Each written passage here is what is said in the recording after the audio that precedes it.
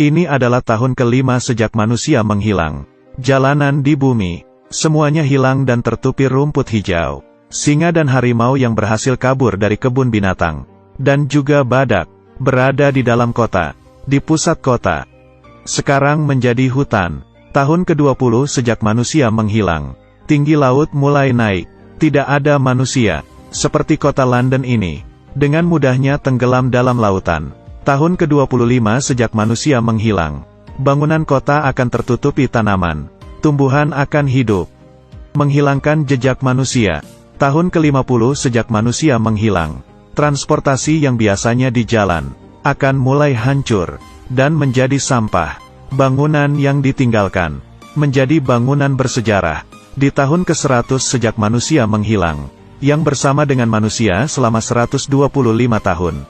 Jembatan Brooklyn, setelah manusia menghilang, 100 tahun pun tidak bisa bertahan. Tali mulai putus, dan jembatannya mulai rusak. Pada akhirnya roboh. Semuanya menjadi peninggalan.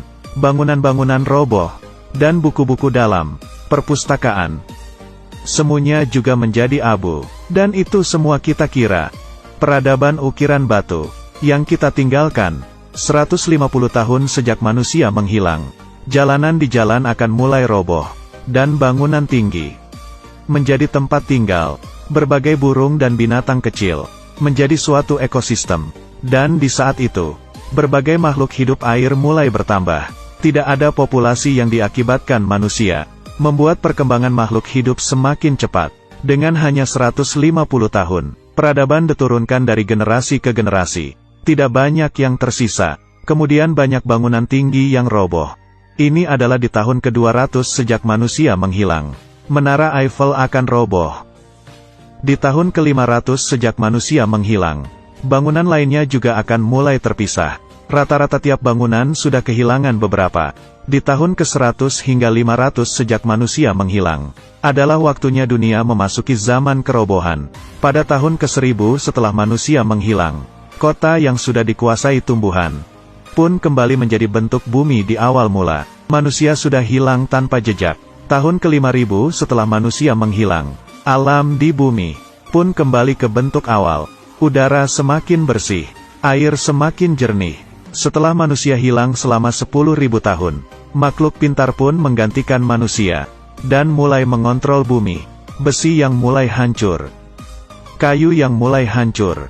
Di saat manusia menghilang selama 10.000 tahun, apakah masih ada bukti? Bumi begitu besar. Bahkan tembok raksasa, yang begitu panjang, dan piramida di Mesir pun menghilang. 10.000 tahun bagi manusia sangatlah lama. Tapi bagi planet bumi hanyalah sebentar. Bumi sudah hidup selama 4,6 miliar tahun. Bila diubah dalam bentuk jam, 10.000 tahun tidak sampai setengah detik. Nenek moyang sudah menghabiskan waktu puluhan juta tahun. Belajar untuk berdiri dan berjalan, merangkak dan makan. Tapi sejak revolusi industri pertama, kita menggunakan waktu yang tidak sampai 150 tahun. Membuat bumi menjadi hancur. Bumi hidup sebelum manusia muncul. Dan setelah manusia hilang pun bumi bisa memiliki hidup baru lagi. Bila manusia benaran hilang, bumi akan menjadi semakin baik. Tapi manusia tidak bisa meninggalkan bumi.